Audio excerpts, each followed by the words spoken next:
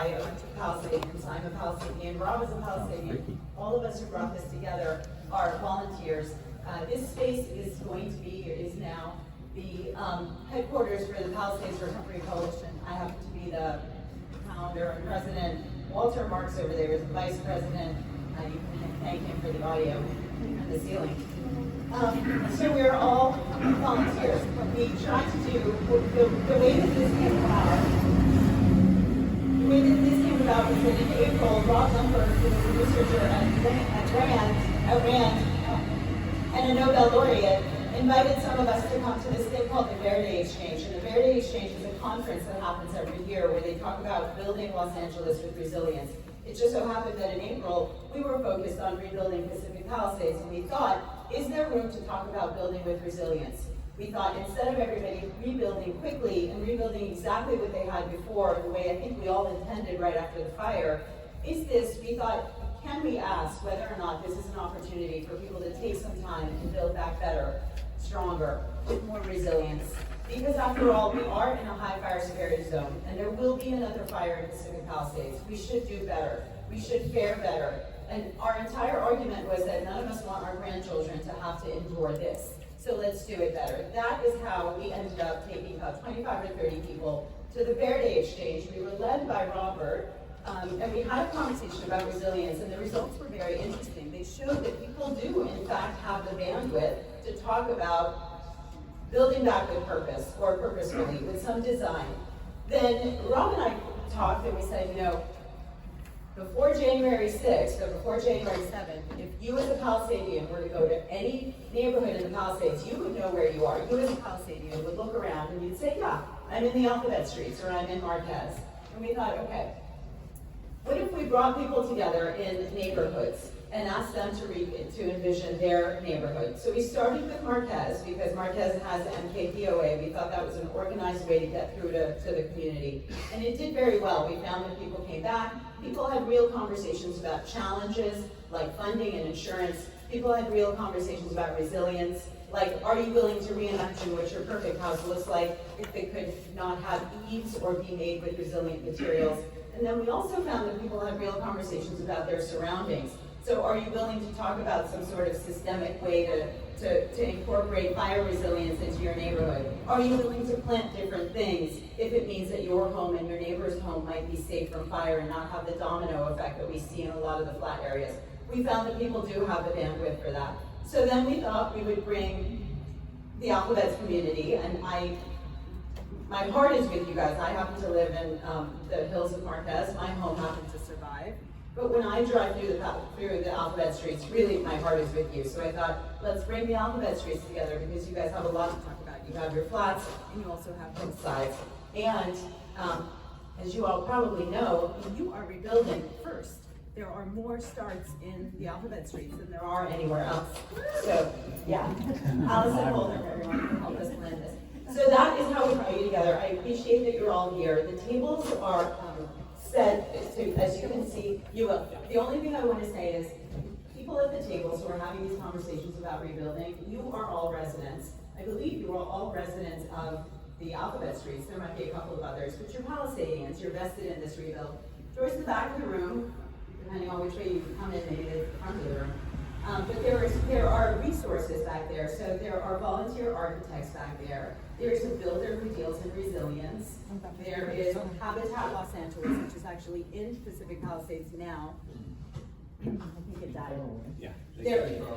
So Habitat LA is in the back. They're in Los Angeles. They're in Pacific Palisades now. I believe they already are building a home. They, obviously offer, price per square foot that's pretty low, but Habitat is back there. AECOM is in the house. I don't know if you all know who AECOM is, but they're the contractor that the mayor's office hired to help us with our long-term recovery. So they're here if you want to talk to them. Just want to say there are resources in the room. I'm going to give this to Rob Lumberg. We're going to get going. For about 45 minutes, you're all going to have conversations, which he'll explain to you. And then we'll have the scribe, right, the facilitator or the scribe from every table, tell us what you talked about and what you found.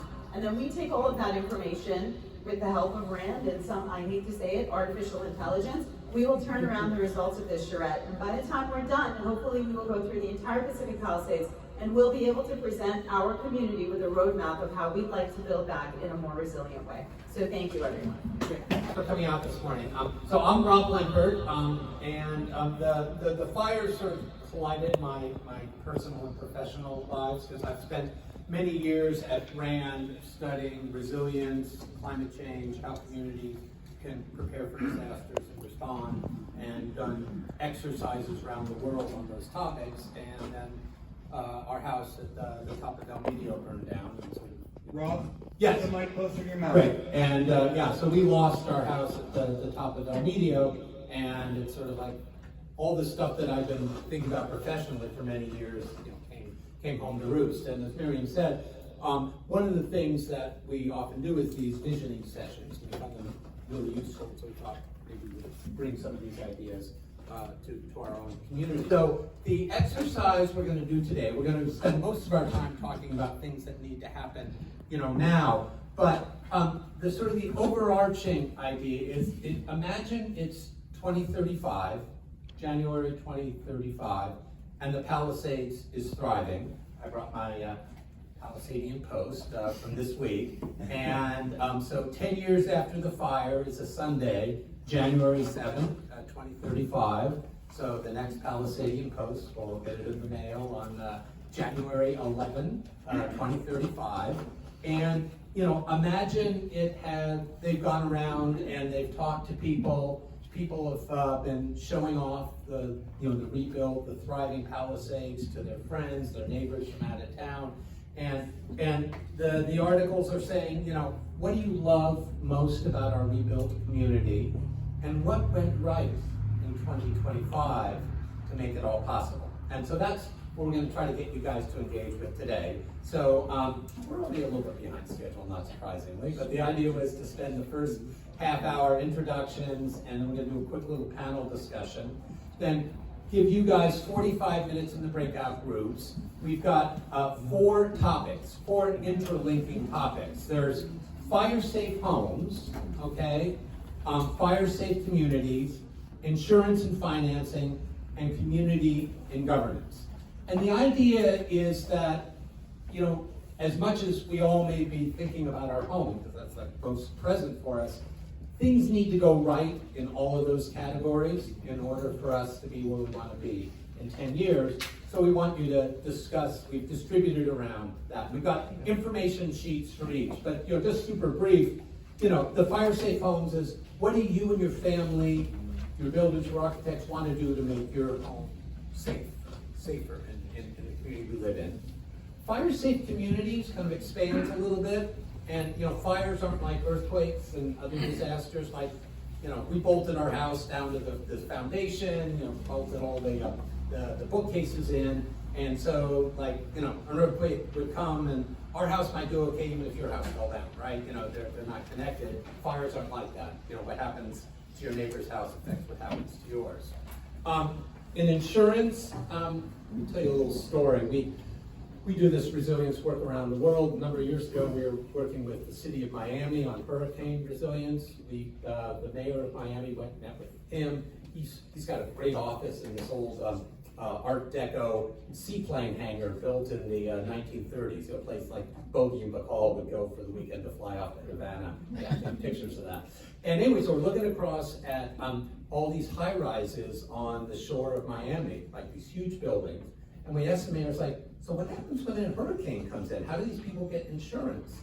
And he looked at us, gave a little smile, and he said, oh, most of these people pay cash for. Said they're not insured, but it's a much less risky place to put their money than back in Russia, investing in Putin's Russia.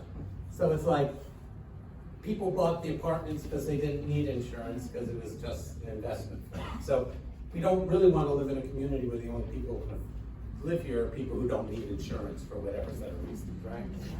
And then governance, that there's been a lot of debate on that. We've got that one of the tables of the topic. And so just let me read a quote by Lincoln, which is, the legitimate object of government is to do for a community of people whatever they need to have done but cannot do for themselves in their separate and individual capacities.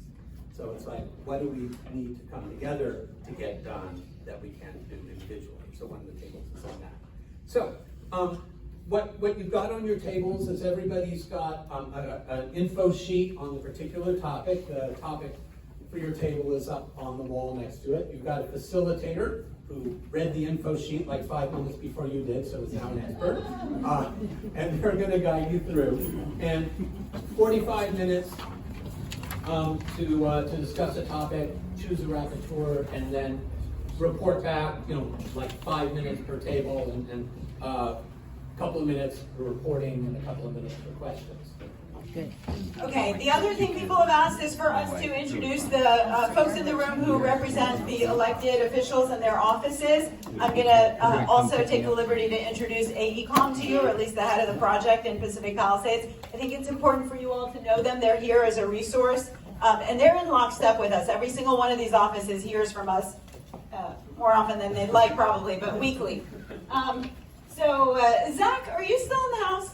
Zach from the county supervisor's office. So he left, but county supervisor was here. I know we're going to talk about SB 9, everyone, and I know sometimes, we wonder what the county's disposition is on density. Zach was here to tell us that he fully agrees that in our hillside streets and in our narrow streets, we do not need density. So we do have the county on our side. I'll introduce the mayor's head. Oh, there's Zach, everyone. Zach, raise your hand. Zach. County supervisor's office. The mayor's office, this is Marianne Ensley, everyone.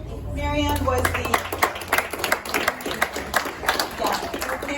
the West Side Field deputy for a very long time. She is now the lead coordinator on the recovery for the mayor's office, so she is our point person for the recovery. She works under the Office of Infrastructure, and so her immediate boss is Randall Winston, who isn't here, but he's here in spirit because he really does talk to us every week. That's a good segue to take a bow. Councilmember Tracy Parks, Planning Director, Craig Bullock.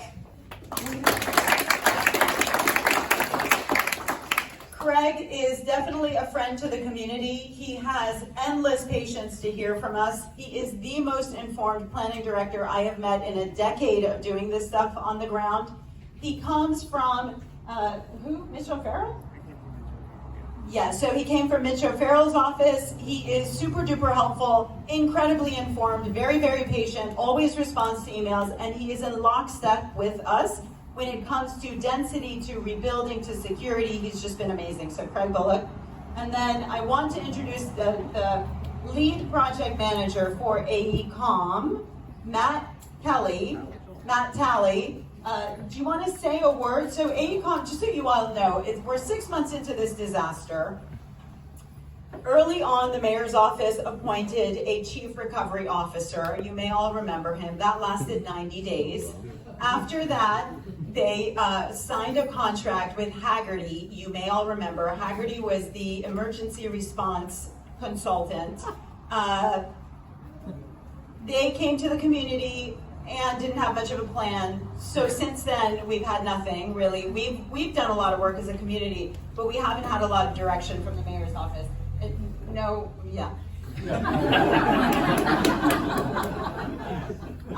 But the mayor's office has been promising us for months that they are speaking to various other consulting companies that will be better suited to lead the long-term recovery, which is where we are now, right after the initial response to the disaster. That long-term recovery agency is AECOM, and they are now on the ground. We met with them last week. I think they've met with other people, and they've got a scope of work. I'll let them say a couple of words because I think it's important for us to know that they're here.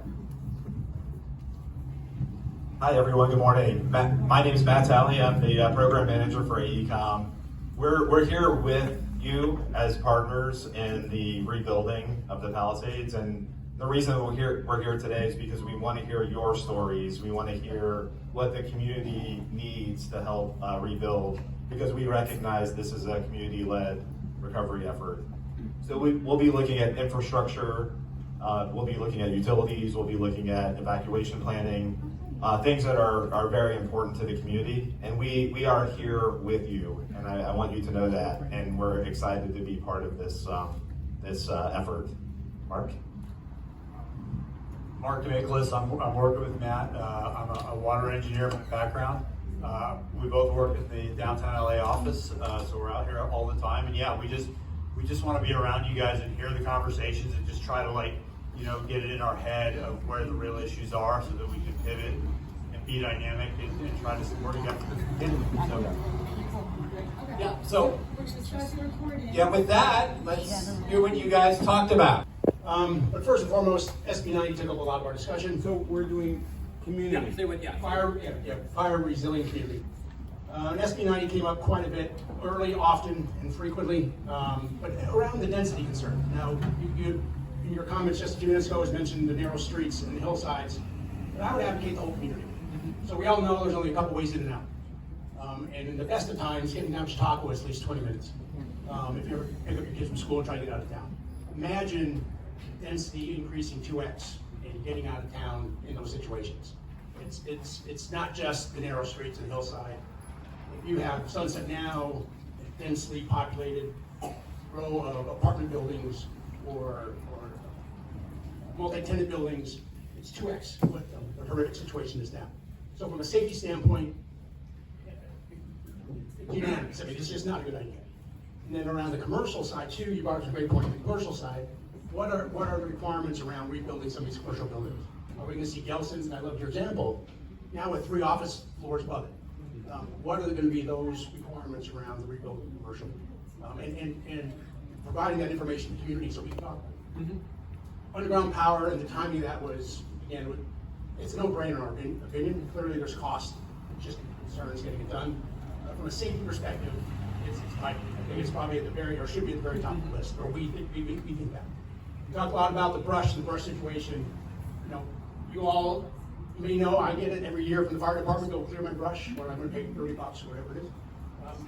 I don't know how intense that effort is, but maybe it happen more community-led effort around brush clearing, not just in our own yards, but in the hillsides. I think you also said that we talked about a fund that would, because brush might not be on the alphabet specific, but in another area, and we had somewhat consensus that we might pay into a fund to help support that, so we don't wait for the government to do it, but we can do it and be more in charge. I think, And especially if you're like my wife, that's an avid hiker in the hills, that's brush. There was a recent effort on the hiking trails, which is awesome. They did a great job. Volunteers out there clearing the hiking path. But the fire roads are clearly undermanaged, under there, and make that more of a community effort. I've already touched 5. The other one is just transparency and flow information. There's a lot of community-led organizations like this great one. They're everywhere. Trying to find what you need to find is difficult. So having maybe a multi-level, more formal communication, starting maybe neighborhood, community, state, federal, and have it all in one concise. and we urge everyone to join, to get on our website, because we're going to have information like that. And who are we, Wally? We? We are the Palisades Recovery Thank you. Coalition. Anyway, all right, Peter, so wrapping up, we have 10 more seconds. Yeah, so the great point is, like the charity, the concert that raised all this money, now there's a lot of discussion on where that money went.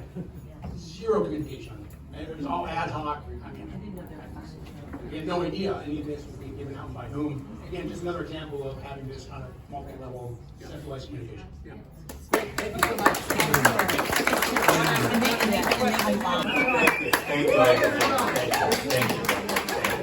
I think we're going to hit on a lot of the same topics, though, and findings that the last group discussed. Our focus was how to increase availability of insurance that's affordable and to be able to get insurance, because I think a lot of us are going to understand that the Fair Plan is probably going to have a lot more business after this than they have before, which is disconcerting. Number 1 for us was emergency legislation from the council office and from the mayor's office to update the building codes now. Yes. So that when all of us go in for plans, we're immunizing the entire community. So we know that some homes survived and they don't meet what would be the resilient codes that we're hoping for today, but that the ones that are getting permits tomorrow do. That's the 90%. It's immunizing your kids, right? So if most of us have resilient homes, hoping the council office and the mayor's office are listening, and AECOM is listening, because this is kind of important stuff. Emergency legislation to update building codes today, so that we don't have all these folks into the building department for permits, and they're building the same things without any new requirements. So we just have tinderboxes again. Okay, Craig Bullock, current code is resilient? Current code is much more resilient than one went down, right? So if we rebuild just the current code, are we more resilient? That more resilient than what was built 30, 40, 50 years ago, but not resilient, not more. And there should be more. And I think our table believes that there should be emergency legislation that happens immediately to update those building codes. Non-combustible materials, defensible spaces, no wood fences between the homes, that sort of thing. Street trees as selected by the cities that are fire resistant, that are drought tolerant. Again, defensible spaces. When you have 5 foot of defensible space in your side yards, and then you have 10 foot between homes. And then just briefly, we talked about how parking is desperately needed to be retained in the alphabet streets. No red zones on one side, no one-way streets, don't be foolish and try to widen streets and go through that whole process of taking people's property and dealing with that. And then all the recovery groups need to coordinate under the auspices of one organization, whether this is the organization or it's the PPCC or a combination of the both, and maybe a little bit larger space so we can have more people. There needs to be one place to go, and if this is it, this is great, but there's too many groups and too many other desperate interests that are all about money and funding these things that we're not seeing, and nothing's happening. So just a quick Yes, question. Paul. Is it Rob? Rodman. Rodman. So where we held this meeting was important. We wanted to be in the community. This is our headquarters that we pay nothing for at the moment. Which is good. But which is good. For the budget, donations are welcome. But the question is, would we drive to another neighborhood? No, but the Legion is 5 times as big and just has a lot more space, and I think that's So become doing meetings in the But that's fine, Palisades, whatever. even though we're all sticks in the wind, living in Santa Monica, Redondo Beach, Ventura, meeting in the Palisades is important to most people? Yes. Okay, good to know. Great. Okay, a couple of things on what you said. I'm thinking back. Resilience. You said, something to up the resilience. So my question for everyone is, at the moment, what happens right now is that the promise is that your permitting will be expedited if you build what you had plus 10%. That was the reaction that the city and the county and the city attorney had immediately after the fire, when the idea was, let's build back the Palisades exactly as it was quickly. My question for you all is, what if the expediting was incentivized by resilience? So if you went beyond the code, that is when you would get expedited. In the absence of emergency legislation, would that be something good? No. No. But I think everybody's getting expedited now. I don't think expediting is an issue. And gas is no longer an issue. None of that's an issue. It's about the codes. It's about the codes. It's about not having wood siding on your home, which is allowed today. I mean, we're in a high fire severity zone. So how? Why is it that it's still? How do you swear that was zone 0? Right. How do you So swear I that was want to zone say, 0? everyone, there's a sheet here you're all welcome to take home. I don't know that there's enough of it, I can email it. One of the big ideas here is to think about the trade-offs that you're willing to make now in order to be resilient. One of them is, if you always envisioned a white picket fence, but it's not a great idea, now we know, are you willing to not have a white picket fence? That's just a basic example I'm feeding off of Matt Rodman. But please think about the trade-offs you're willing to make. I happen to love bougainvillea. I would really love to have my backyard just be blooming pink. But maybe it's something I need to think about. The idea is, can you consider some of the trade-offs? Can you re-envision what you thought it would look like as you rebuild, and that's an important part of it. Then on the acronyms, last thing, on the acronyms and the groups, there are many. They all start with a P, right? Pacific Palisades or Palisades. I know they're frustrating. We try very hard to get together with them. It is difficult to do, but we hear you. We all know every time we get together, we talk about how we need to streamline it and get together and get on one platform. We have yet to do this, but we're thinking about it. That's great. Thanks. Thank you, guys. Hi, I'm Jim Cooper. We had a very interesting table talking about fire-resistant home because a couple of the people at the table lost their house. One person at the table did not lose their house and actually had notes on what worked and what didn't work so well with his property. So that we were particularly jotting down notes on that. One interesting thing that Ariel brought up is he had put in ABS pipes underground. Plastic, and they melted underground. So it was required, I believe you were saying, but that's something to look at. Think about it ahead of time when you're putting in the pipes underground. PVC. I want to say like CVS, but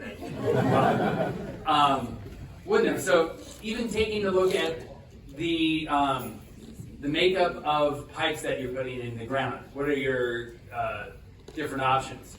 One of the things we were talking about was the setback exceptions. Like it says, the setbacks have to be 5 feet. And I know from personal experience, our neighbor, when they had remodeled a few years ago, asked for an exception because it was a single-story house and asked for it to be closer than a second-story house was allowed. So all those things factor in. So as we're rebuilding and people are asking for exceptions on setbacks, keep in mind that the 5-foot setback is for a reason. We also talked about the wood fences, that we can actually even see a few wood fences coming up. But there are different options, like cement block, but we are also talking about cement wood fences that look like wood. And this is actually something that we have to have conversations with the neighbor, because inherently the fences belong to both neighbors.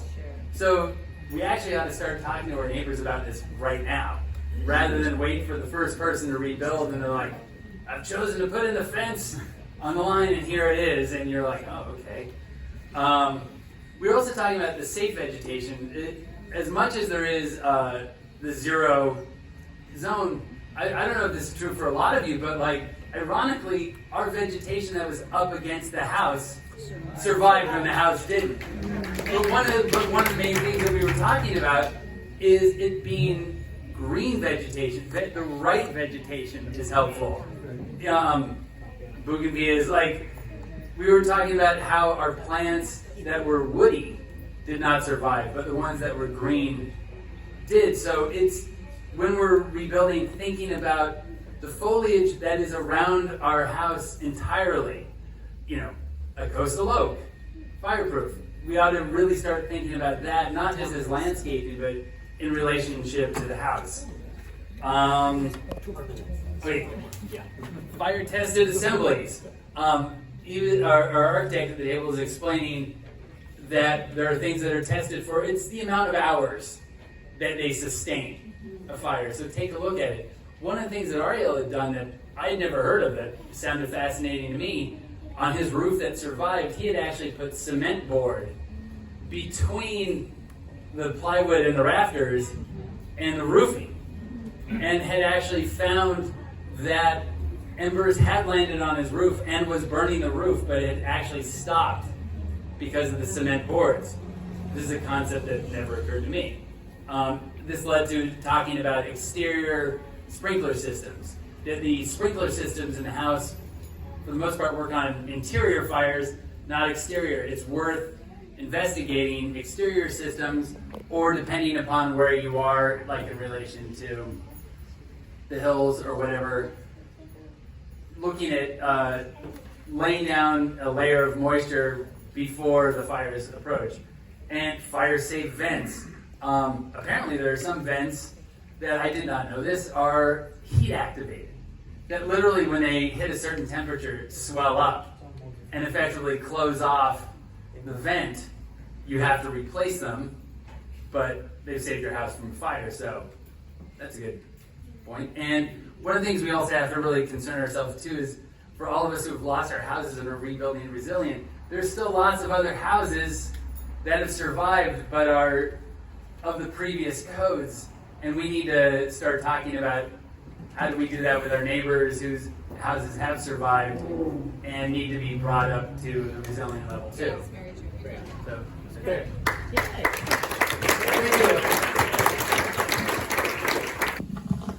I was assigned as the reporter back, but I have to just be real. I get so overwhelmed with all of this, with like the 79 different groups and the WhatsApp. So I am just begging all of us to work to get one voice coming at us, because it is profoundly overwhelming. Thank you. So even though I was the facilitator, I'm gonna go over our notes and you guys fact check me. I'll be quick. That was the first thing. Too many pieces. City needs to act rapidly. Too many different ways to get info. We're already fire victims. You're devastated, and we need consistent communication from one voice. First question we had, are you concerned about the ability to obtain or renew homeowners insurance? Hell yeah. Universal. John. Are you concerned, or will it influence your ability to rebuild? Absolutely. Total confusion. Can we rebuild? We have no idea, right? Many people at our table have California Fair Plan. One couple had some better insurance, but regardless, they have no idea what their insurance premiums are. So then we went on to a deeper discussion of what would we support how a community is actually being rebuilt according to insurers' expectations. And the answer to that was yes, we would like to do so.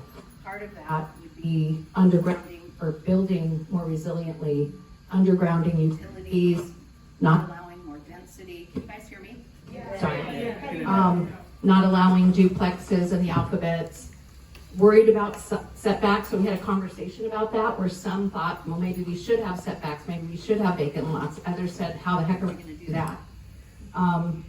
Everyone agreed we need a third-party investigation about what happened on January 7th through January 9th, so that insurance companies can feel comfortable coming back into this market. Because while everybody acknowledges there's a climate issue here, high winds, dangerous high winds, what happened with the city's response to this fire?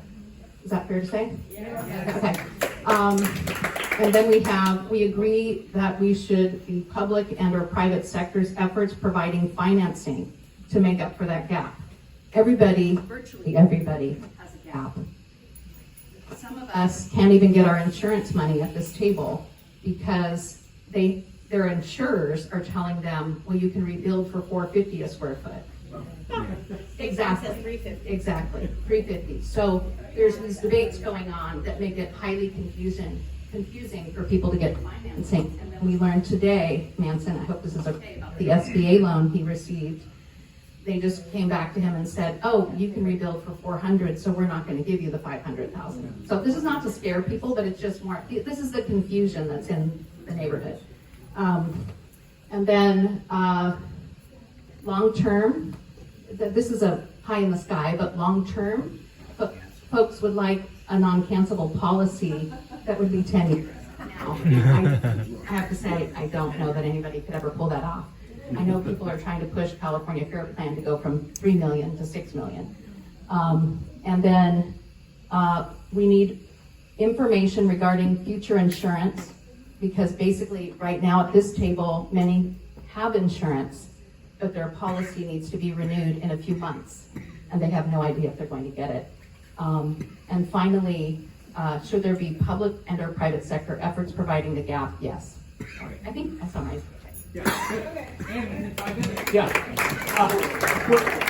We're probably going to run about 5 minutes longer than noon, so I hope that's okay. Okay, but Rob, Yeah. can we say a couple of things about everything that Allison just talked about? Yeah. Okay, You want the first mic? of all, that was, I don't think so, Okay. right? Yeah. That was Allison Holdorf, everyone. Allison is an Alphabet Streets resident. She has been for a long time. She lost her home. She also is the senior she's the senior advisor to Nick Melvoin, who is our school board member. She has led many community meetings, right? Because you all know what's happening with LAUSD. Well, that's because Allison actually knows to come to the community and communicate. So thank you, Allison. She has also, since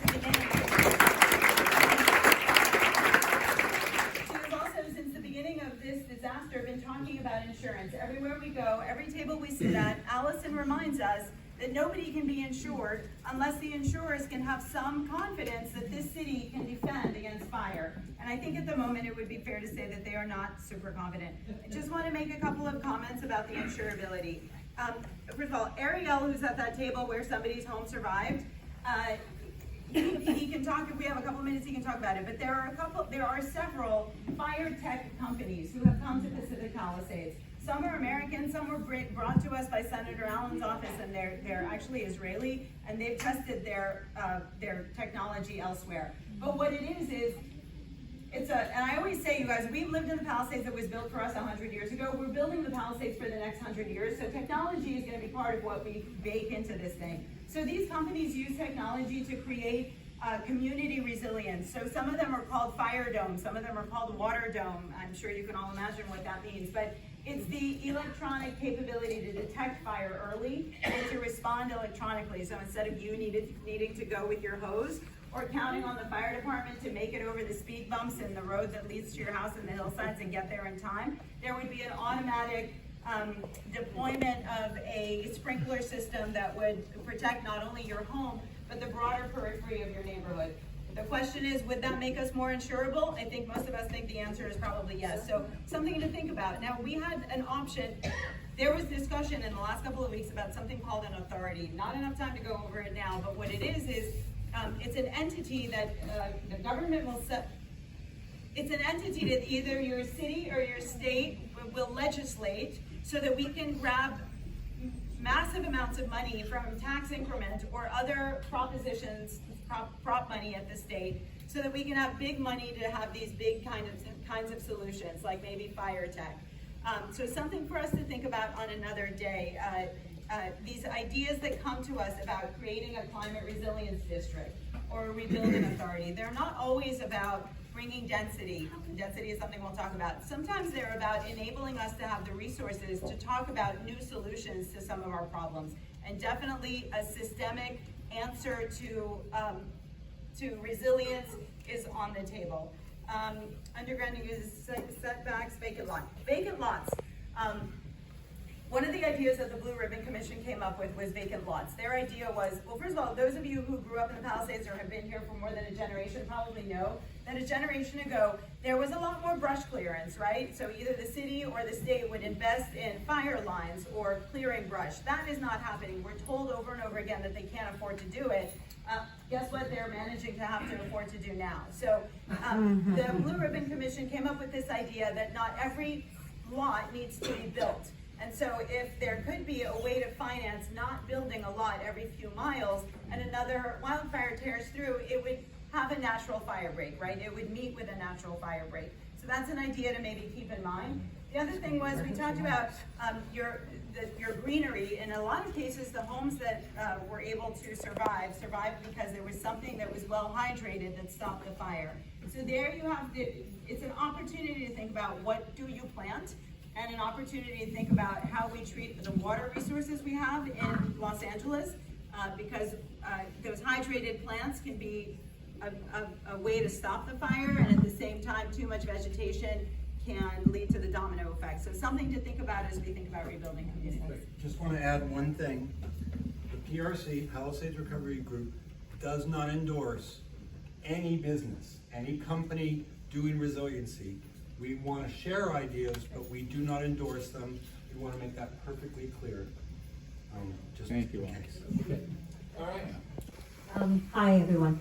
So before we spoke about fire resiliency, we actually went around the room to talk about what was concerning us, what were our anxieties at the table. So let's go through those together. Can we rebuild with limited refinancing, with limited financing? Is it a good investment? And how big? And how do we do the math for that discussion? And then there was discussion at the table as well about, the folks who have decided to rebuild, they're doing so because they've done the math or their gut tells them that rebuilding would be better in the long term. Then there is concern about uncertainty with tariffs and market supply. Will we have enough, money to rebuild? How do we get insurance? And will it be insured for the value of the house? Will this happen again, and how do we prevent it? Then we talked about someone who's actually started rebuilding, and insurance has given them a certain amount of funds. They know they've done a preliminary estimate, so they go ahead, they realize it's short, they go ahead and go for an SBA loan. It gets accepted. However, when they take a look at the insurance, they realize insurance funds, the SBA loan gets denied. And so now they have to power through and try and figure out how to get that SBA loan back. And so something that we all have to sort of, think about, and questions that are coming up. And how do we deal with setbacks like this? How do we keep powering through? And there's worry about labor shortage and tariffs. So those were the concerns, and then we moved into the conversation about fire resiliency. Some of the ideas that came on the table were fire break at Temescal and at the edges of where the mountains and the parks and the vegetation is, and where the neighborhoods are. So that was important. Access to water and fire hydrants with water and power. And you just heard Mariam talk about systems approach to having blocks that could have that could sort of dampen the embers in case there was another incident that would happen. We need an emergency response system. We need an evacuation plan. We need clear communication when something like this happens. We need automatic gas shutoff. We need systems in place for a future event, and need for a process for the community to come together to build with economies of scale.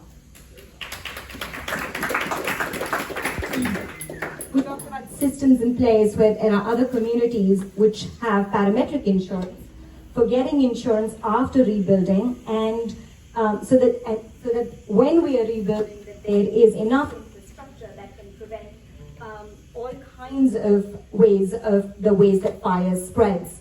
I think it's also important to understand how fire spreads, to understand how to prevent it spreading. Thank you. Our group was focused on community and governance, and talked about our thesis was the problem is some have argued that current institutions at the city and the county level are insufficient to help the Palisades rebuild effectively. Penetrating glimpse of the obvious.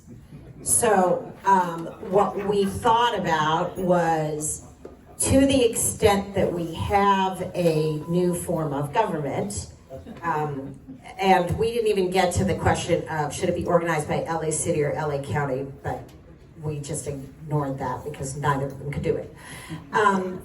First, we need genuine community input to any government system. That was the first thing. We didn't talk about whether or not it should be elected or appointed, but we need genuine community input. Second, governance has to be specific to any representative of the district. Alphabets, Marquez, whatever constituency is out there, your homes are still standing, your homes are being built, whatever that is.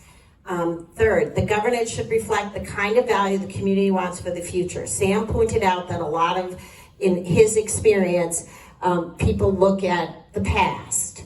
And he says, what Miriam said is all these government people are all going to be gone when we are in the throes of rebuilding. So it's up to us to do what's best for us and look to the future. Is that right, Sam, what you said? The government should reflect the four. Then we talked about the benefits of a district versus the risk of the district. So And one of our members pointed out that Pacific Palisades pays into the city of Los Angeles 20% of the tax base for the entire city. We do not get 20% of those funds back in the Palisades. So that's one of the challenges and the risks. One of the other challenges we talked about as far as governance and trying to protect people in the Palisades is that there are people currently who are making the investment to rebuild and invest money in the Palisades and in their homes are going to be penalized by people who are choosing to sit on the sidelines for 3 or 4 years and just let their lots be vacant and not participate and then come in and benefit afterwards.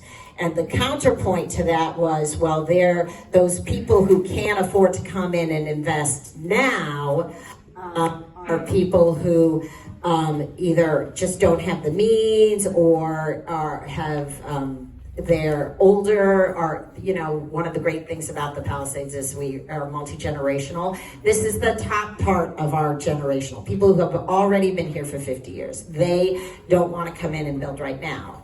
So what do we do to balance out those risks? So one of the things we talked about is carrots and sticks. Should we incentivize the people who are now going to come in and rebuild and invest, or should we penalize the people who are choosing not to? So I think we ended up leaning towards incentivizing the people living in. Is that right? Okay. So incentivizing good behavior. And then another thing we talked about, one of the benefits of a district would be having direct control over money coming in. So that's sort of the big idea of having, tax revenue, whether it's tax revenue, bonds, or philanthropy, or private investment, whatever it is, that any kind of a governance authority would conceivably have control over that money. Jumping to the risks, and since we all live in the Hollywood land, we know about net profits versus gross profits, and the parking meter disaster, misrepresentation that happened to the Palisades. That a risk is that the money that is raised that comes into the Palisades would be, or any fire district, would be net rather than the gross money. And so you're paying all these administrative fees. And what I was talking about with the Palisades is the parking meter fees. We were represented that all the parking meter fees in the Palisades were going to come in here and finance and help pay for work and stuff on our streets. And the truth of the matter was we never saw any of that money because it was redefined as net. So that's a risk. Also, there's the inherent risk of a new layer of government. As Sam pointed out, intentionally, the city of Los Angeles has government systems that don't function well together. We have the county versus the city. The county has a health department, the city doesn't. And so that part of the reason why they don't play together well is to, as a disincentive to corruption. But because of that, at least that's what Sam pointed out, but because of that, we need something we have more control over. The other risk that's inherent with having a new gut community and governance is it being paternalistic, saying, oh, we know what's best for you. And this goes back to the first point, having genuine community input. The counter to that is having genuine community input. And then we also talked very briefly about the risk of managing density, but that was just briefly. Is there anything that I missed? What do you mean the risk of managing density? Well, because there are, when you live in the state of California and everybody's like, we need more places to live. Everybody wants to live where it's 72 and sunny and no bugs, right? So because of that, and we're so close to the ocean, because it's 10 degrees cooler here than it is even 5 miles out, more people want to live here.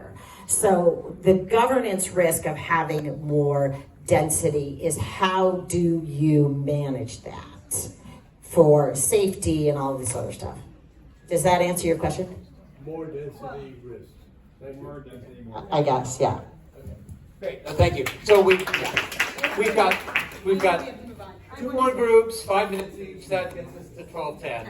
So density is something that's on the table, and I think we'll touch on it before we break. I think everybody has the patience to hear about density, right, with the SB9. Yeah. And then I quickly want to say, Wally, I don't know if you want to explain it, but this idea that some lots will not build, so this is in our plan. I was just talking to AECOM about it. Hello, Elliot. Hi there. Elliot! Yay, Elliot! We have an F-150 gray pickup truck illegally parked out in back, and whoever's it is. That's me, see ya. Thank you. I won't go there, but everybody, round of applause for Elliot. Okay, quickly, so one of the ideas that's in our plan.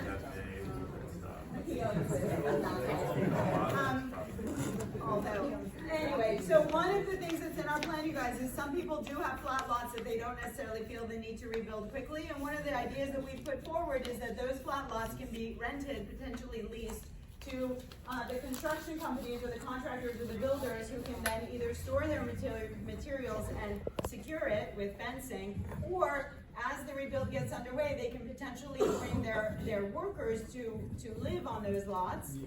And that would mean that your communities would be built a little bit more quickly because the workers are here, they don't have to put all their cars on the road. It helps with gridlock, they're not leaving the Palisades every night, coming back every morning. Potentially they can build more hours, because if you're like in the alphabets, if you're not hugely repopulated, there's potentially bandwidth to have these people work longer hours, and it just might bring the community up a little bit faster. So that is not irresponsibility. I mean, it's in our plan, this idea that people who have lots that they can't afford to build right now, they can lease it to the builders. It can be an income stream for them, closing that gap that they have between what they have and what they need to build, and it can spur the rebuilding a little bit by speeding it up. But it impacts people that have moved in. Yes, That's the problem. yes. So that's not necessarily a And good thing. construction vehicles leak oil and all this kind of thing, so we're already dealing with soil, questions about soil, so it's something that people have And to there's balance.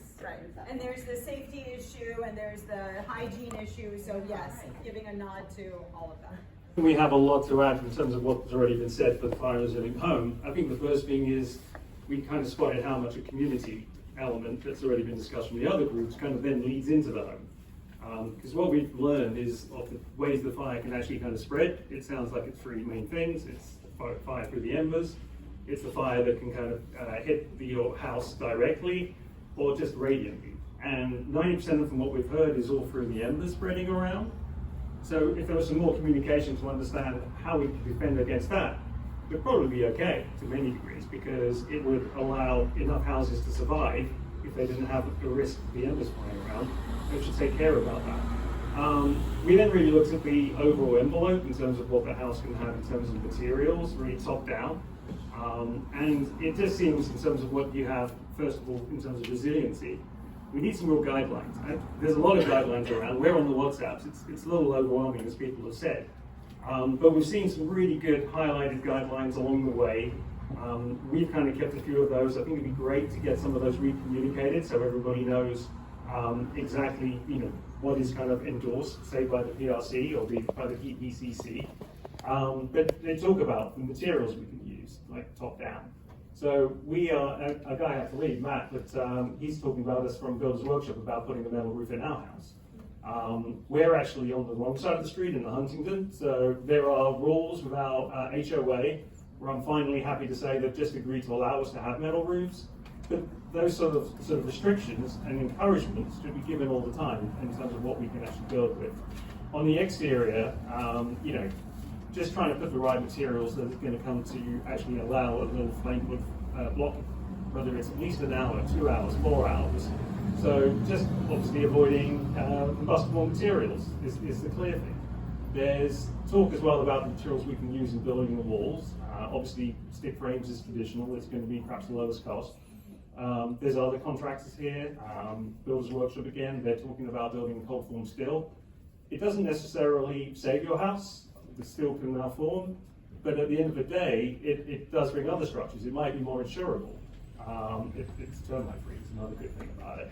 So just exploring and helping us understand what all these materials can act as as a real benefit, I think it's great because everybody's asking the same questions and we're all at different stages, but just trying to understand, how they all work together. And then from the inside out, some will build modular homes, some will build mansions, but everything needs some sort of common guidance as to how it all kind of comes together. So just looking at what some of the materials are that can kind of not be combustible, leave on the inside. We were just on the street when they were doing the undergrounding on Sunset the other day, and unfortunately I was speaking to a worker from another area whose house had burned down because the dryer had blown up or whatever, so their house burned down.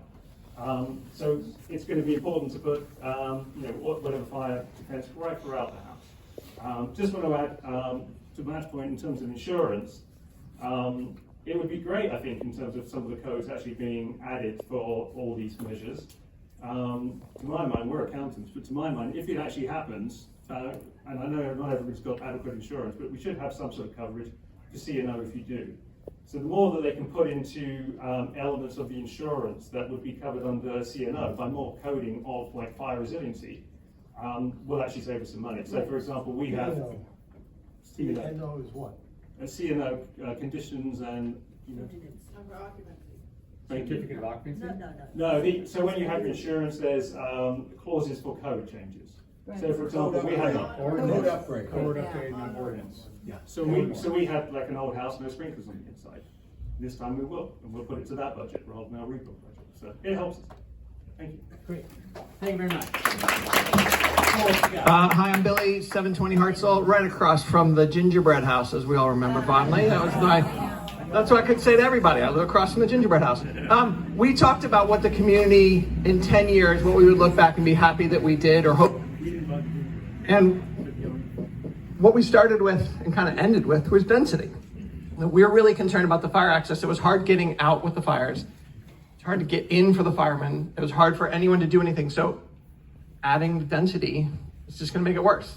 And so we are really strongly feeling that that would be a horrible move for our community. And then we talked about the infrastructure things that we, at 10 years from now, older people, older than we actually are, we really thought that a multi-pronged and more connected alert system, some of us got phone calls, some of us got texts, not everybody got the same thing. So if there was more communication, more available communication through whatever alert system, that could help us. I feel very fortunate. I don't know anyone who passed away in the fires because of the fires. That's not the case in Altadena. We all got out for the most part, but we could have gotten out easier and better. So we would like that to happen. Improved communication, same thing. We also talked about gray water and rainwater capture so that we could have more water for our sprinkler systems in our house, on top of our house, around our house. We did talk about there should be some sort of way to figure out for fire access. One way in or out, maybe is it, and or one side of the street parking. Again, if we have density that increases, we can't do those things. And we saw how hard it was for people to get around during the fire. So that was an idea that we came up with. We are concerned about our elders, as we're all going to be more elder, and 10 years from now, how they evacuate. Ryland is a system the city has. The Fire 69 knows where the elders are, and then your neighbors, which brings us to our block building. We know more of our neighbors now than we did before the fire. Lived in my house for 25 years. My wife grew up in the Palisades. We know a bunch of people here, but I didn't know my exact neighbors. Now we all know each other because of this horrible event, through our block captains, through all that. That needs to continue.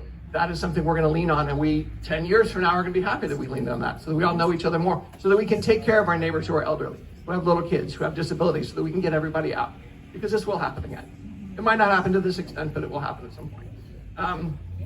The CERT system, Community Emergency Response Team. They used to train at Pali High. They are still training somewhere in West LA, we believe. It is a great system for, it's just a layer on top of the block captain, so that someone on your block knows who's got the generators when the power goes out, who's got the older people they can take care of, who's got pets when they're out of town. So that was a big part of it. Passive house building, a builder resiliency checklist. These are kind of things that we all shared with each other that we didn't know what a passive house was. A passive house is something that makes it better air quality, but also safer for fire, makes it better for everyone around you. Not every builder knows what passive houses are. It's a certification system that started in Germany, but every state has its own requirements for it. Something your builder should know about.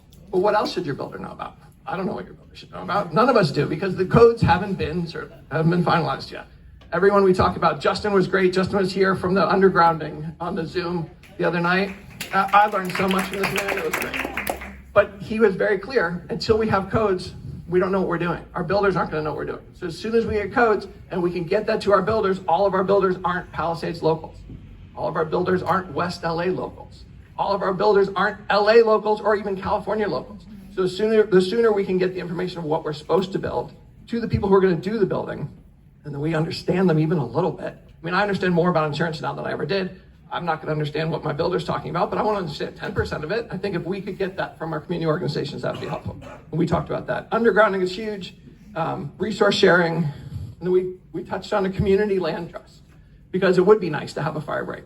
If people aren't willing or able to rebuild, instead of a lot just sitting there, maybe it becomes an open space on the block. Maybe it becomes a dog park. Maybe it becomes, who knows? But it becomes something that's not an eyesore that gives us a fighting chance in the future. And then green belt, because if we don't have plants, we don't have oxygen, we don't have cool, but it needs to be resilient green plants. And I'm sure I missed 10 things from our table. That's all we did. Everyone, there's a lot here to talk about. I hope we can come together again.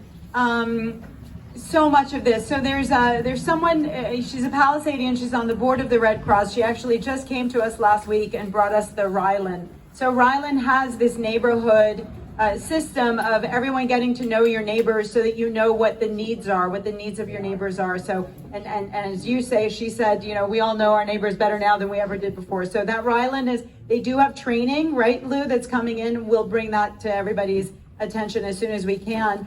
The rainwater capture, that's something that's part of our quote unquote plan, where we say, when we rebuild, is it worth it for people to think about capturing rainwater and putting it into a cistern that potentially you have underground that can, you know, so you have your own water source that in the case of a fire, you have an automated system that can reach that water source. You're not pulling on the city's water resources.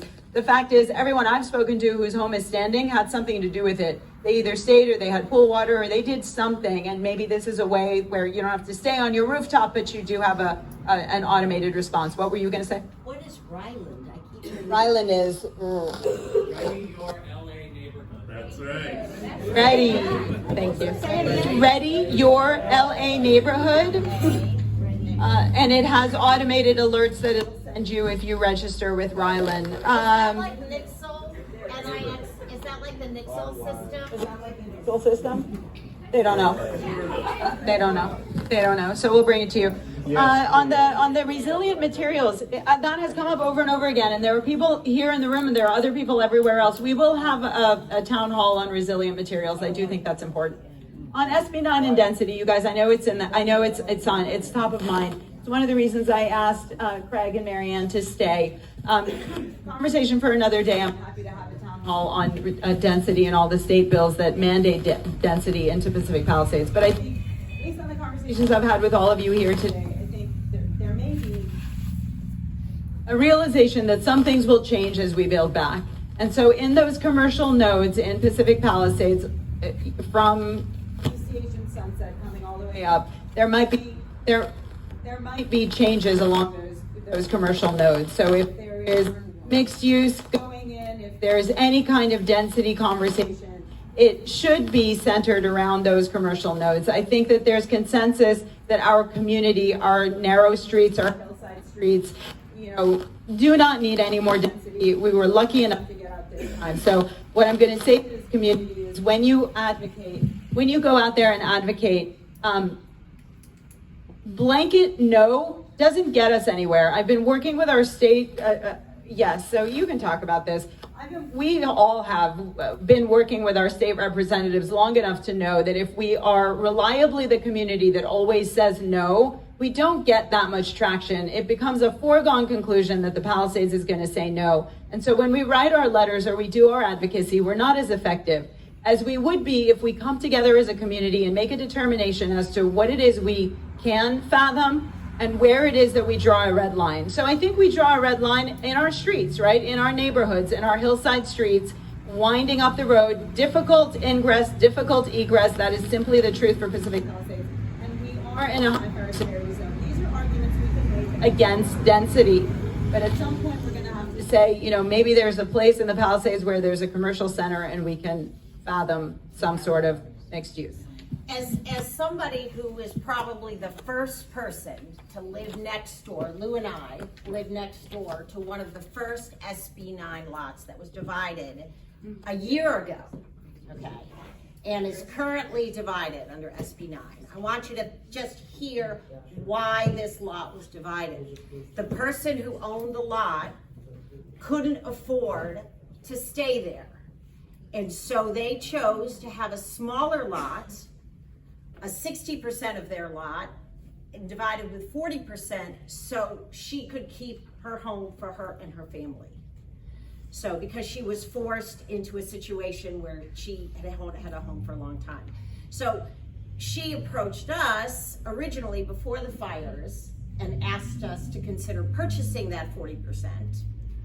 But this, I want you to think about just, this is another way of thinking about SB9, that some people may be using it, not just horrible developers, but your neighbors with a large lot, just like, you know, neighbors are buying their lots next to them to give them an extra break, like to a bigger lots, somebody's subdividing their lot so they can actually stay in the Palisades. So just think about that. Narrow SB9. Are you going to buy it? Describe it more specifically. So I think that is where we succeed, is the narrower we can get, the more we can describe what we do, what we can accept. I don't want to use the word accept, because I'm one of those people who has been writing to the state forever and ever saying no density into the houses.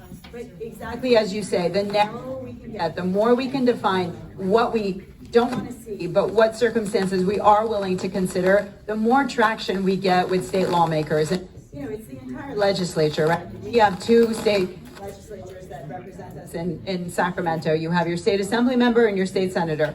I know I've said this before, but I'm going to keep saying it. Both of them term out in 2026. So in as much as they are both very much allies to us right now, they will not be there past 2026. So lock in on those two races and make sure we're electing people that are going to be allies. But then they're up at the state legislature talking to a lot of, you know, wrangling with a lot of lawmakers who do want to see more density. And so the more we can define what we don't want and what we can fathom, the more traction we're going to get with the entire legislature, which is leaning towards density. No more density.